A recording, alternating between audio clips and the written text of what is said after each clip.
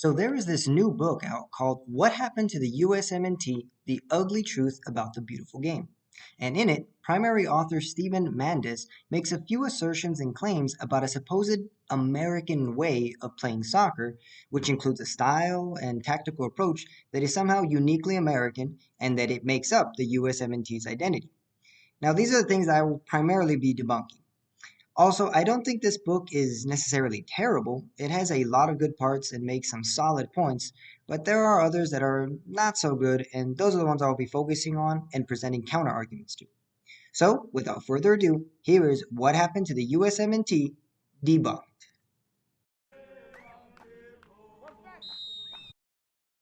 So, this whole book is based on the idea that the USMNT needs to have a unique identity and style of play.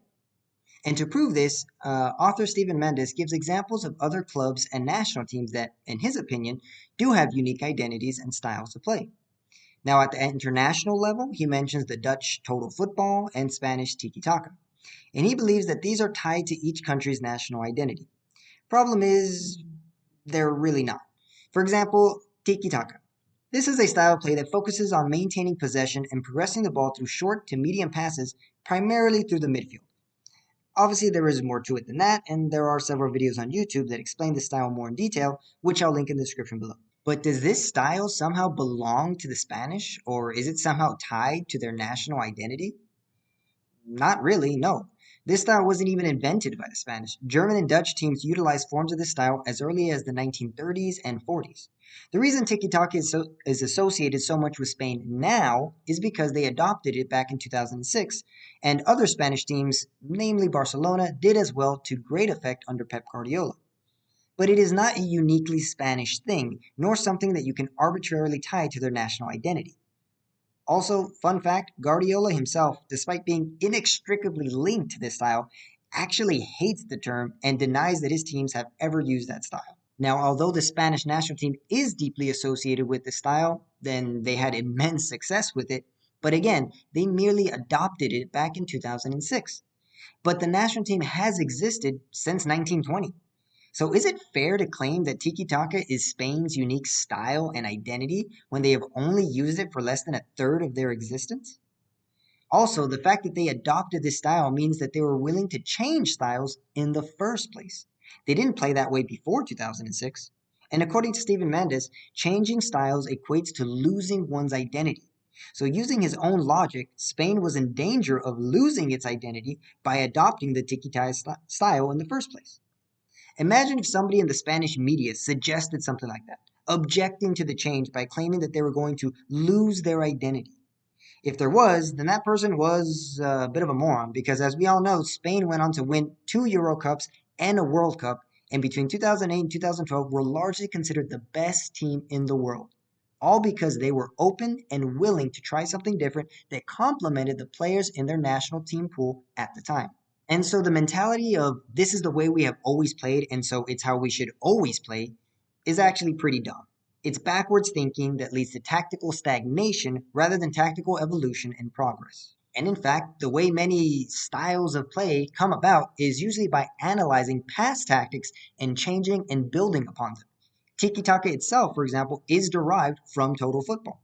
And just to talk about total football for a moment, while again it may be associated with the Dutch national team as well as the club Ajax of the 1970s, it was so revolutionary that it fundamentally changed the way the game was played. And elements of total football can be seen in the variety of tactics used in the modern game. Because that's how it actually works in this sport. Nobody sees certain styles or tactics utilized by certain clubs or national teams and think that it somehow belongs to them and therefore they should not try to copy it. Otherwise, they would be stealing someone else's identity. That's ridiculous. There have always been tactical innovations inspired by previous ones that then go on to inspire others in the future. But now, what about the club level? Well, Steven himself likes to use Atletico Madrid as an example. He does so in his book and in several interviews he has done discussing his book. He states that Atletico Madrid have a very specific way of playing focused on compact defending and hitting their opponents on the counterattack.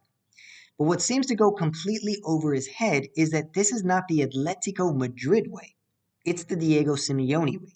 You see, style of play and tactics, things that Steven believes are essential parts of a soccer identity, are not actually determined by the club. They are determined by the manager. Now, there are some clubs that do have a specific football philosophy and way of playing the game, such as Ajax and Barcelona, but it's important to realize that these are exceptions, not the rule. The vast majority of clubs and national teams have their styles of play determined by their manager, and so naturally, their styles change along with their managers. For example, Tottenham Hotspur, the team I support in the Premier League, under Mauricio Pochettino, they played one way, and then under Jose Mourinho, they played a completely different way. Why? Because there is no such thing as the Tottenham Hotspur way. The style of play used by the team is determined by whoever their manager is at the time. And again, that is how it is for 99% of all clubs and national teams in world football. So this idea that there has to be some form of American way is just nonsense, as that is not the way the sport works, generally speaking. But regardless, Steven still asserts that there is this specific American identity that the USMNT has always had. So according to him, what is it? So the USMNT's identity, according to Steven, is what he likes to call the spirit of 76. Now get used to this term because he uses it a lot in his book. Like a lot, a lot. Now what does this term even mean? Well, the 76 refers to the year 1776. Now do you know why that year is so important? Well, if you attended any American public school like myself, then you definitely have absolutely no idea. It's actually the year of the American Revolution. You know, when the 13 colonies broke off from England, became independent, and all that good stuff. Now, the book really likes this part of American history because it tries to make a connection between this war and the United States men's national team. Yes, you heard that right. It tries to connect war with soccer. Because why not? Now, what is that connection, you ask? Well, it's because at that specific time and in that specific war, America was the smaller and weaker side. They were the underdogs, so to speak, which Stephen really, really likes. Why? Because now he could connect that to the USMNT, who he also considers to be underdogs. Now, he is not necessarily wrong, at least not when you only focus on, USMNT's history from 1990 onward, which Stephen does. Completely ignoring the USMNT's beginning, where we won silver and bronze in the 1904 Summer Olympics, and oh yeah, made it to the semifinals at the first ever World Cup in 1930, which FIFA retroactively assigned third place to the United States. Very awesome, and also very annoying that this part of our history never gets the attention it deserves. The book ignores this because simply it doesn't fit into its narrative that the USA has always been underdogs in world football, and that is somehow rooted in its DNA. But now, continuing with the Revolutionary War connection, the book argues that just like the many local militias which had to rely on guerrilla tactics to fight the more powerful British, that the USMNT also does the same by defending deep in its own half and relying on attacking solely on the counter. So basically, small local militias equal the USMNT, and the guerrilla tactics equal the counterattack. Now, while Stevens seems to think this is a great comparison that fits perfectly, in reality it comes off as forced and a bit ridiculous. What is also funny is that somebody could actually try to make the same argument for high attacking football. One could say that since America's war policy has been one of taking the fight to the enemy, America prefers to fight on foreign soil rather than its own. Basically, that the best defense is a very, very strong offense. So, connecting that to football would be that the USMNT should play high pressing, attack minded football, spending most of the time in the opponent's half rather than their own, since that's how America does it. That's how Dad did it. That's how America does it. And it's worked out pretty well so far. But in all seriousness, both are wrong.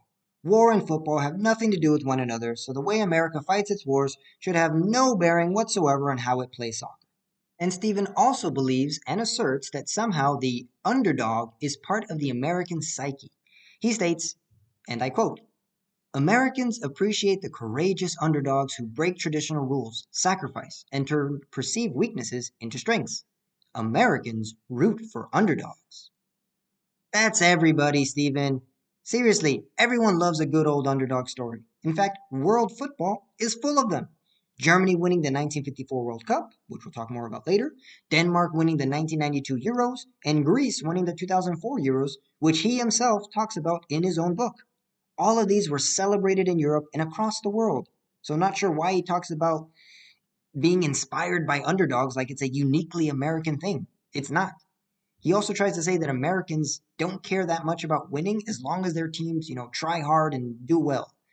Actually, one could argue quite the opposite. Ever hear the phrase, Americans love a winner? Americans love a winner and will not tolerate a loser. And it's interesting that Steven references the 1980 US Olympic hockey team, all the while not realizing that the reason that story is so inspiring in the first place is because they won. If they hadn't, then maybe they never would have even made a movie about them. Like there are no movies about countless other American teams and athletes that have lost. And it's the same for the rest of the world. While they do like to celebrate the times a small team progresses far in a World Cup like Croatia in 2018, the truth is, it's the underdog stories that ultimately win that are the most celebrated and most remembered. How's that for an ugly truth? But in reality, the phrases Americans love a winner and Americans love underdogs are both generalizations. And like all generalizations, they are not entirely true. America does not have a homogenous society where people all think and act the same. Some Americans may only just care about winning no matter what, and others probably don't care about winning and only care about trying hard. So, trying to generalize about American sports fans and USMNT fans in particular is folly to begin with. But nonetheless, he seems obsessed with this idea that the USMNT need to have an underdog mentality and that this is an essential part of their identity. While I personally don't mind the underdog moniker, I understand why many USMNT fans don't like it. They view it as an insult. Like it says we are the lesser team, a not so good team, or not good enough to be seen as being on equal footing with their opponents. So I get it. But Stephen argues that the underdog mentality is essential to having grit and determination, a fighting spirit, if you will. However, I don't think this is true, and I'll use the German national team as an example. Now, most Germans do view Kampfgeist, or fighting spirit, as part of their national team identity. So they want their players to always try hard, show grit and determination. However, I find it interesting that this does not include any form of underdog mentality, which is even more interesting when you look back at their history. For example, back in the 1954 World Cup, West Germany were considered the underdogs against the bigger favorites, Hungary, but they were able to win, which was their first World Cup win. It was such a huge underdog story, it's even called Das Wunder von Bern, the miracle of Bern. And yet, despite this, the underdog mentality was never seen as necessary or part of their identity. But having a fighting spirit was and still is. Germans don't consider themselves as underdogs anymore and don't want to be.